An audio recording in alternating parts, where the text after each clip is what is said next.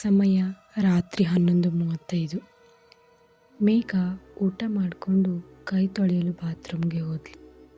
ಹಾಗೆ ಕನ್ನಡಿಯಲ್ಲಿ ತನ್ನ ಮುಖ ನೋಡಿ ಸ್ಮೈಲ್ ಮಾಡ್ತಾಳೆ. ಆಗ ಲೈಟ್ ಒಂದು ಸಲ ಫ್ಲಿಕ್ಕರ್ ಆಗತ್ತೆ. ಮತ್ತೆ ಕನ್ನಡಿಯಲ್ಲಿ ನೋಡಿದಾಗ ಕನ್ನಡಿಯಲ್ಲಿರೋ ಮೇಘ ನಗೋದಿಲ್ಲ. ಅದು ನಿಧಾನವಾಗಿ ಕೈಯನ್ನು ಮೇಲೆತ್ತದೆ. ಆದರೆ ಮೇಘ ನಿಜವಾಗ್ಲೂ ಕೈನ ಎತ್ತೇ ಇರೋದಿಲ್ಲ. ಅವಳಿಗೆ ಹಾರ್ಟ್ ಬೀಟ್ ಜೋರಾಗಿ ಬಡ್ಕೊಳ್ಳುತ್ತೆ. ಆಗ ಹಿಂದ್ಗಡೆಯಿಂದ ಒಂದು ಧ್ವನಿ ಕೇಳಿಸುತ್ತೆ.